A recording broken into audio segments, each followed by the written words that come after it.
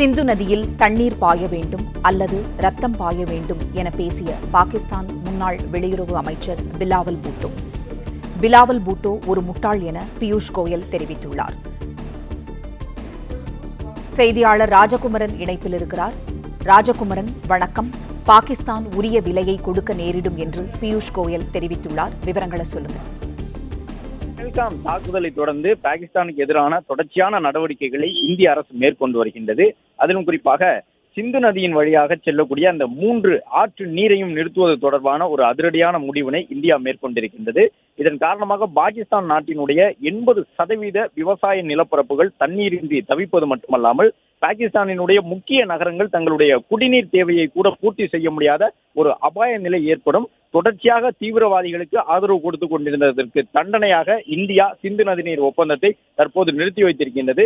இந்த நிலையில்தான் இந்தியா மேற்கொண்டிருக்கக்கூடிய இந்த நடவடிக்கையை விமர்சிக்கக்கூடிய வகையிலே பாகிஸ்தான் நாட்டினுடைய முன்னாள் வெளியுறவுத்துறை அமைச்சர் ஒரு கருத்தை சொல்லியிருக்கின்றார். அதன்படி அந்த நாட்டில் வெளியுறவுத்துறையில் பணியாற்றிய பிலாவல் பூட்டோ சொல்லியிருக்கக்கூடிய ஒரு தகவல் என்னவென்றால், சிந்து நதி பாகிஸ்தானுக்கு சொந்தமானது.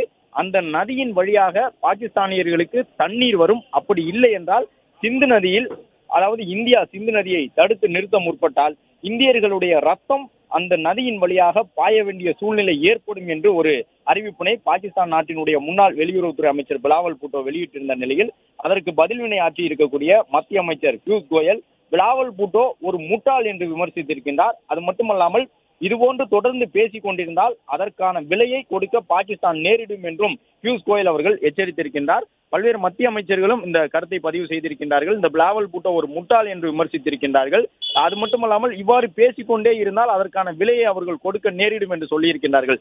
ஏற்கனவே பிரதமர் நரேந்திர மோடி 2 நாட்களுக்கு முன்பாகவே தீவிரவாத சம்பவத்தில் தொடர்புடைய யாரையும் விட்டு வைக்க மாட்டோம் என்று எச்சரித்திருந்தார். உலகத்தின் எந்த மூலையில் ஓடி ஒளிந்தாலும் அவர்களை துரத்தி வந்து அடிப்போம் என்று பிரதமர் நரேந்திர மோடி எச்சரிக்கை செய்திருந்ததை சுட்டிக்காட்டி பாகிஸ்தான் நாட்டினுடைய முன்னாள் வெளியுறவுத்துறை அமைச்சர் இதுபோன்ற ஒரு கருத்தை சொல்லியிருக்கின்றார். சிந்து நதியில் இந்தியா தண்ணீர் தரவில்லை என்றால் இந்தியர்களின் ரத்தம் அதன் வழியாக ரத்த ஆறாக பாய்ந்தோடும் என்று பொருள்படக்கூடிய கருத்தை அவர் சொல்லியிருந்த நிலையில்தான் தற்பொழுது மத்திய அமைச்சர் பியூஷ் கோயல் இவ்வாறு அவர்கள் தொடர்ந்து பேசிக் கொண்டிருந்தால் அதற்கான விலையை சந்திக்க நேரிடும் என எச்சரித்துள்ளனர்.